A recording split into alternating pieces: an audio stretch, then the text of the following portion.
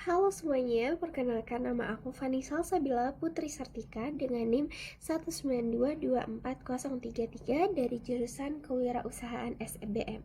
Jadi di video ini aku akan membahas materi kelima dari pelatihan calon pendamping sebaya ITB 2026 di Day 1, yaitu tentang self-care. Nah, materi ini penting banget karena sebelum kita bisa menemani orang lain, kita harus memastikan diri kita sendiri dalam keadaan cukup stabil. Kita nggak bisa menuang dari gelas yang kosong, dan sebagai pendamping sebaya, kita akan sering mendengarkan cerita yang berat. Jadi self-care itu bukan bonus, tapi kebutuhan. Nah, sebagai pendamping sebaya, kita bukan cuma mendengarkan cerita-cerita ringan.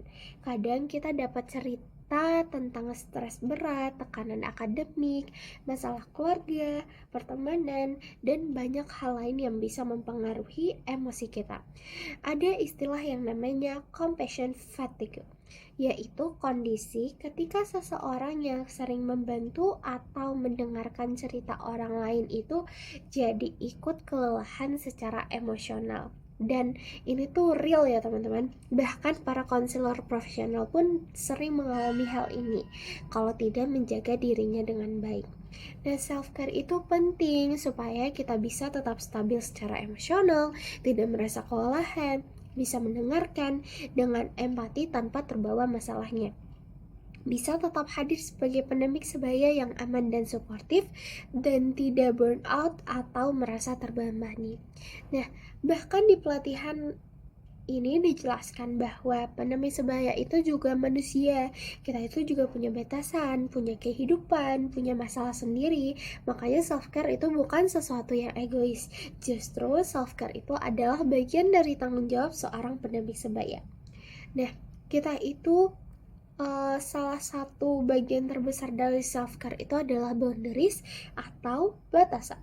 Nah, batasan ini penting supaya hubungan pendampingan itu tetap sehat dan profesional, bukan jadi hubungan yang melelahkan atau membuat kita terlalu larut. Ada beberapa bentuk batasan atau boundaries. Yang pertama, emotional boundaries atau batasan emosional. Nah, artinya kita bisa berempati tanpa ikut tenggelam dalam masalah dampingan. Kita boleh merasa sedih atau peduli, tapi kita tidak boleh menjadikan masalah mereka sebagai beban pribadi. Contohnya, kalau setelah sesi kamu malah kepikiran terus, gelisah, atau terbawa sampai sulit tidur, itu tanda batasan emosional kamu perlu diperkuat. Yang kedua, batasan waktu. Pendamping sebaya itu bukan konselor 24 jam. Kalau ada teman yang sering menghubungi di tengah malam atau ketika kamu sedang tidak bisa, kamu boleh menetapkan batas. Misalnya, kamu boleh cerita kapanpun, tapi kalau aku lagi gak bisa jawab, aku akan balas nanti ya, aku bakal balas nanti ya. Nah, yang ketiga, batasan peran. Ini penting banget. Sebagai pendamping sebaya, peran kita adalah mendengarkan, mendampingi, dan menghubungkan, bukan memperbaiki. Nah, kalau masalah dampingan itu sudah menyentuh hal-hal serius seperti kekerasan, self-harm, atau trauma berat, itu di sini kita harus link ke profesional itu ya, bukan memaksakan diri kita menangani semuanya. Jadi boundaries itu bukan dingin atau cuek, tapi bentuk perlindungan untuk diri sendiri dan untuk dampingan. Nah, praktik self-care dalam sehari-hari contohnya gimana sih? Nah, self-care itu tuh gak harus sesuatu yang mahal atau mewah. Kadang hal-hal sederhana itu justru yang paling berdampak. Nah, contohnya, menyediakan waktu istirahat yang jelas. Misalnya kayak kita punya waktu khusus setiap hari untuk tidak memikirkan urusan kampus atau orang lain. Lalu yang kedua, melakukan hal yang menenangkan. Setiap orang beda-beda. Ada yang suka nonton, journaling, olahraga dingin, ringan, atau denger musik, atau mungkin sekedar kayak mandi dengan air hangat. Nah, itu cukup kadang dengan beberapa orang. Nah, yang ketiga, menjaga pola tidur dan makan. Ini kedengarannya basic banget, tapi ini adalah pilar kesehatan mental. Kita lebih mudah cemas, sensitif, dan capek kalau kurang tidur atau makan sembarangan. Nah, yang keempat, mengetahui kapan harus mengambil jarak.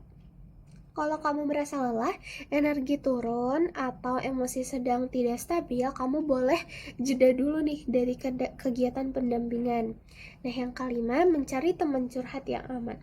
Pendamping sebaya itu juga butuh ruang cerita. Kalau ada hal yang bikin bingung, kamu boleh diskusi sesama pendamping sebaya atau PIC yang mendampingi. Nah, pendamping sebaya itu juga berhak mendapat bantuan. Satu poin yang sangat ditekankan di pelatihan,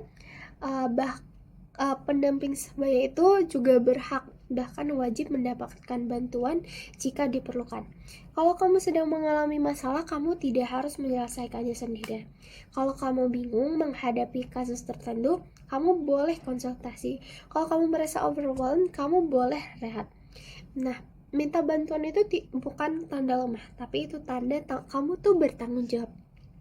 Ini nih penting supaya pendamping sebaya tidak jatuh dalam pola yang kayak selalu kuat untuk semua orang, tapi diam-diam kelelahan sendirian. Nah, jadi itu tadi materi tentang self-care untuk pendamping sebaya. Intinya adalah jaga diri dulu supaya kita bisa hadir penuh untuk orang lain. Self-care itu bukan sekedar aktivitas, tapi cara kita menjaga kesehatan mental dan menjaga kapasitas sebagai pendamping sebaya. Terima kasih sudah menonton, semoga video ini bermanfaat. Terima kasih semuanya.